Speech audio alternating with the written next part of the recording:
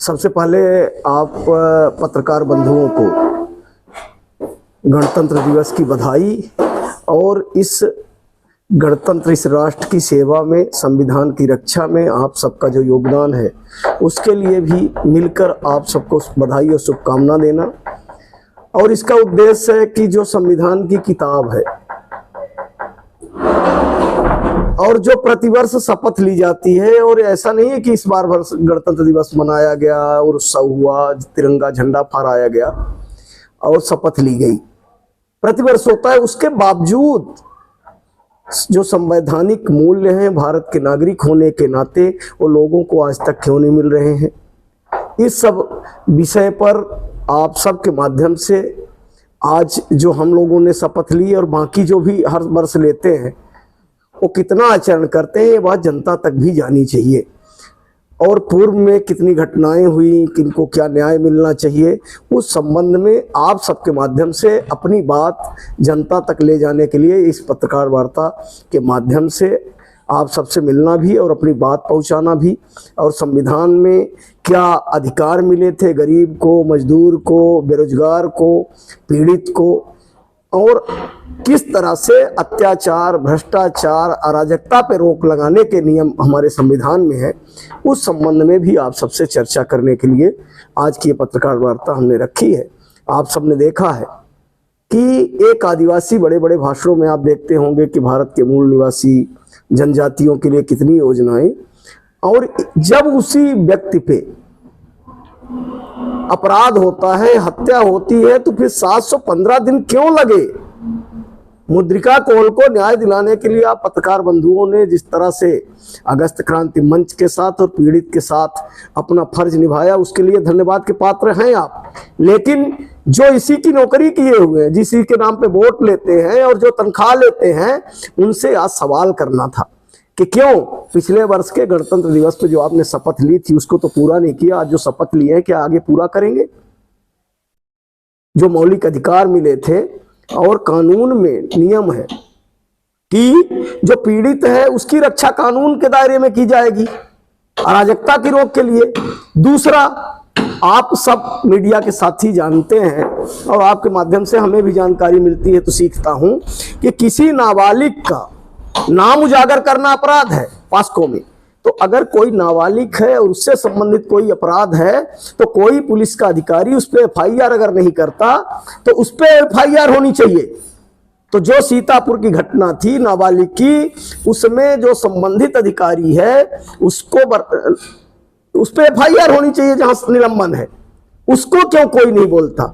नाम उजागर करना अपराध है सुप्रीम कोर्ट के गाइडलाइन में, तो न्याय में ही है कि पास्को या नाबालिग से संबंधित कोई अपराध है तो उसमें तत्काल पुलिस संज्ञान लेगी, एफआईआर करेगी और काम करेगी। तो अगर नहीं की तो उसमें साफ है कि जो विवेचक है, जो स्टेशन का हेड है, उस पर भी एफआईआर होगी।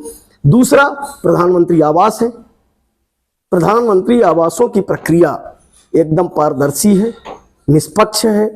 वहां जो हितग्राही है उसकी जमीन का जियो टैग होता है, उसी के खाते में राशि जाती है। दूसरी किस्त भी उसी के खाते में जाती है, जियो टैग होता है, कोई बना रहा है कि नहीं। तीसरी भी, फिर गृह प्रवेशम होता है। तो ढेरा पथराह की घटना थी। अगर जो हितग्राही है उसका घर नहीं था तो जिनको पुलिस ने निकाला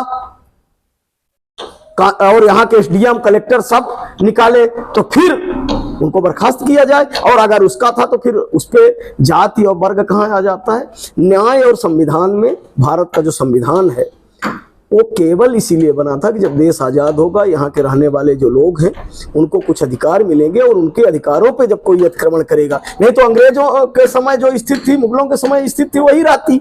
तो संविधान की जरूरत क्यों है। और आपके माध्यम से जनता से भी मेरा आग्रह है कि अपने मौलिक अधिकारों को पढ़िए। नहीं आपको आता तो आज एआई का जमाना है, मोबाइल में, व्हाट्सएप में बोल देंगे, फेसबुक में बोल देंगे कि हमारे मौलिक अधिकार क्या हैं, हमारे कर्तव्य क्या हैं, पुलिस के कर्तव्य क्या हैं। कई बार हम अधिकार की बात करते हैं, अपने कर्तव्यों को भूल जाते हैं।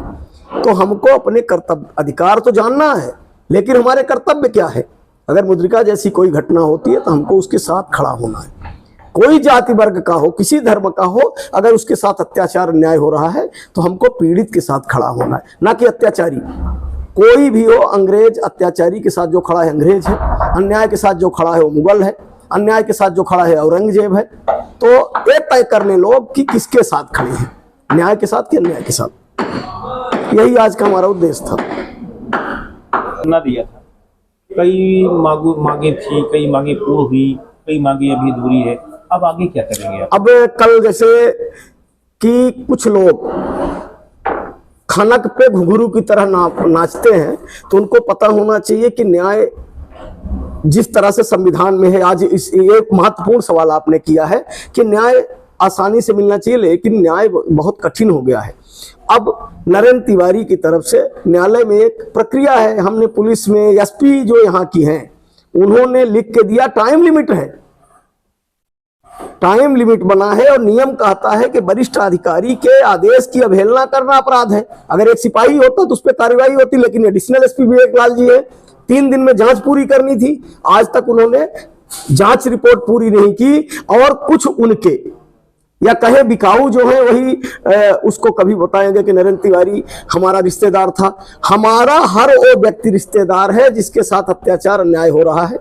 तो मुद्रिका भी रिश्तेदार था, राम लखन गुप्ता की माता जी और ये भी हमारे रिश्तेदार थे, और नरेंद्र तिवारी भी मेरा रिश्तेदार है। और जिसके जिसके साथ अत्याचार अन्याय होगा, सीतापुर के जो पीड़ित है वो भी मेरे रिश्तेदार हैं, पथरिया के और जो ढेरा के लोग हैं जिनके साथ अन्याय हुआ वो भी मेरे रिश्तेदार हैं, और किसी के साथ अन्याय होगा मेरा रिश्तेदार है।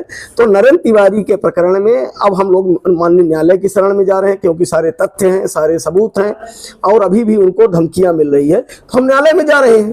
किसके द्वारा धमकियां दी जा रही हैं? कल ही आज मेरे पास फोन आया था कि पुलिस की तरफ से भी धमकी दी जा रही है 181 बंद कराने के लिए, और जो उसमें अन्य आरोपी हैं उनके लिए द्वारा भी धमकियां दी जा रही हैं। उनको हमने कहा है, तो आज गणतंत्र दिवस था, कल वो लोग जाके शाहपुर थाने में, लेकिन वो थाने जाने से डरते हैं। आपने मूर्ति वाले घटना में देखा कि अगर कोई भी कनिष्ठ कर्मचारी है तो कोई जानकारी आती है वरिष्ठ कार्यालय को बताता है, लेकिन हमारे पास गांव के लोगों ने दिया, हम आपको दिए, तब जाके मूर्ति वाले में हुआ। तो अब हम लोग न्यायालय की शरण में जा रहे हैं। शिखा कांड में अगला कदम क्या होगा? माननीय न्यायालय की शरण में जा रहे हैं, कल इस्तीगासा लग जाएगा उसमें। आपने बात संविधान की है जी, तो क्या यह मानते हैं कि मऊगंज की वर्तमान की जो स्थिति है उसको देखते हुए जो यहाँ पर संविधान की कसम खा रहे हैं, तो अपनी कसम पर क्या खरे उतर रहे हैं? साफ आपको दिख रहा है कि अगर खरे उतरते तो जो शिखा कांड में हम लड़ रहे हैं और आप सबसे मदद की गुहार मांग रहे हैं, तो आप तो मदद कर रहे हैं। जब माननीय एसपी मैडम का आदेश था तो 3 दिन में क्यों नहीं आया? जो भ्रष्टाचार है हमने दिया है, कलेक्टर साहब के कई 10 पत्र हैं, तो कलेक्टर साहब ने जो पत्रों को जारी किया तो कलेक्टर साहब को मंगाना चाहिए कि इतने पत्र हमने संबंधित विभाग को दिए, तो इनका जवाब आपने किया क्या? आप WRD के देख लीजिए कि नई गढ़ी क्षेत्र में बात करता हूं, 30-40 करोड़ के डैम बने हैं और एक बूंद पानी नहीं है, और अगर पानी हो तो हमको काला पानी कर दिया जाए। जल जीवन मिशन चला, बाकी को छोड़ दीजिए। हमारे नई गढ़ी में एक महत्वपूर्ण गांव है शिवराजपुर, जहां लगभग 6-7 करोड़ की जल जीवन मिशन की योजना आई। बहुत महत्वपूर्ण गांव है, सबसे संपन्न लोग उस गांव में हैं और पढ़े लिखे लोग हैं, और शहीद भैरव प्रसाद उर्मलिया जी जो चावल आंदोलन के शहीद थे उनका गांव है।